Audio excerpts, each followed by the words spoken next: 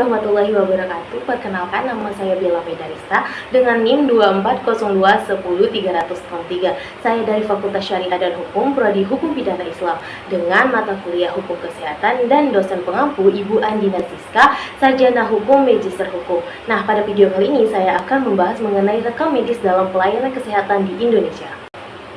Rekam medis sebagaimana diatur dalam Peraturan Menteri Kesehatan Nomor 24 Tahun 2022 adalah dokumen yang berisi data identitas pasien, pemeriksaan, pengobatan, tindakan, dan pelayanan lain yang diberikan kepada pasien.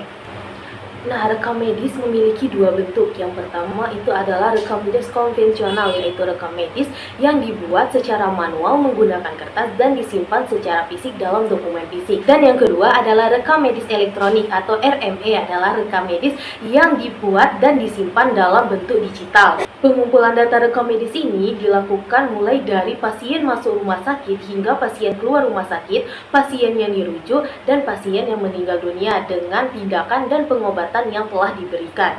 Rekam medis ini tidak hanya menjadi catatan penting untuk keberlangsungan pelayanan medis, tetapi menjadi bukti hukum yang sah dalam permasalahan medis.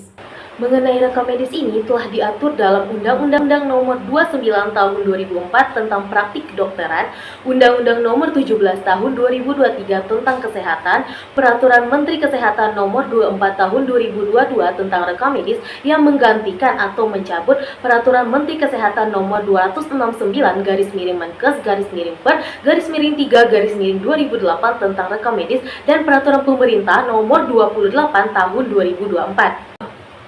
Rekam medis adalah dokumen yang wajib dibuat, diisi, dan dijaga rahasianya oleh dokter atau tenaga medis di setiap pelayanan kesehatan. Nah, pelayanan kesehatan ini wajib menjaga keamanan, keutuhan, kerahasiaan, dan ketersediaan data yang terdapat di dalam rekam medis. Komponen utamanya yaitu data identitas pasien, waktu dan tanggal pelayanan, hasil anamnesis, hasil pemeriksaan fisik dan penunjang, diagnosa, tindakan, pengobatan, catatan konsultasi, catatan perkembangan pasien, sampai persetujuan medis. Untuk kepemilikan dokumen fisik rekam medis ini adalah pemilik fasilitas pelayanan kesehatan. Sementara untuk isi dari rekam medis ini yang berisi data dan informasi pasien adalah milik pasien. Pasien memiliki hak untuk mengakses, mendapatkan salinan, atau mendapatkan rangkuman dari isi rekam medis tersebut. Isi rekam medis beragam sesuai dengan jenis perawatannya. Ada rekam medis pasien rawat jalan, ada rekam medis pasien rawat inap, dan ada rekam medis pasien rawat darurat. Selain itu, rekam medis juga memiliki beberapa manfaat yang disebut dengan Alfred, administratif, legal, finansial, research, education, dan documentation. Adapun fungsi dari rekam medis yaitu yang pertama dasar pemeliharaan kesehatan dan pengobatan, yang kedua adalah bahan pembuktian dalam perkara umum, yang ketiga bahan untuk keperluan penelitian dan pendidikan, yang keempat dasar pembayaran biaya pelayanan kesehatan, dan yang kelima bahan untuk menyiapkan statistik kesehatan. Adapun kasus di beberapa rumah sakit berikut. Pada kasus tersebut, tenaga kesehatan ini menolak untuk memberikan rekam medis kepada pasien.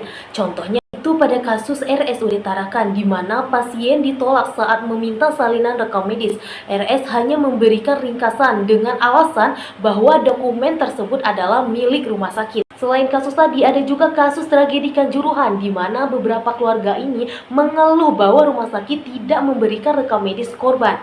Selain itu, ada juga kasus di Rumah Sakit Cut Mutia di Aceh, di mana keluarga korban ini mengalami kesulitan mendapatkan data rekam medis untuk mendukung dugaan malpraktik. Nah, selain kasus tadi, ada juga putusan Mahkamah Agung Republik Indonesia nomor 1324 dengan jenis perdata gugatan tahun 2021 Pengadilan Negeri Tangerang, yaitu di mana tergugat 2 ini tidak mau memberikan rekaman medis atau resuman medis kepada penggugat. Nah, mengenai kasus tadi, penolakan memberikan rekam medis dapat dianggap melanggar pasal 47 dan juga pasal 52E Undang-Undang tentang Praktik Kedokteran. Nah, jika perbuatannya tadi ini menimbulkan kerugian hukum seperti putusan Mahkamah Agung tadi, maka pasien dapat menggugat berdasarkan pasal 1365 KUH Perdata, yaitu perbuatan melanggar hukum. Sanksinya adalah kewajiban untuk mengganti kerugian yang diderita oleh korban akibat perbuatan melanggar hukum.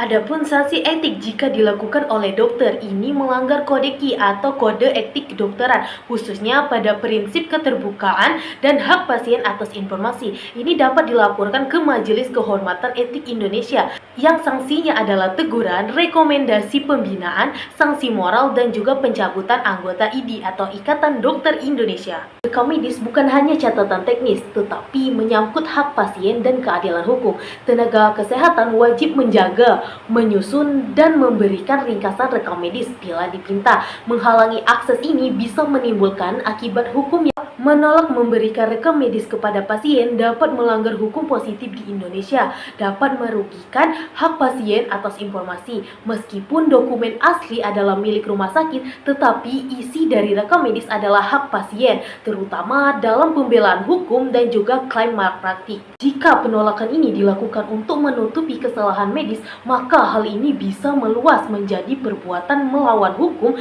atau bahkan menjadi tindak pidana. Baiklah, itu saja materi mengenai rekam medis. Terima kasih yang telah menonton. Semoga materi ini bermanfaat untuk kita semua. Saya akhiri. Wassalamualaikum warahmatullahi wabarakatuh.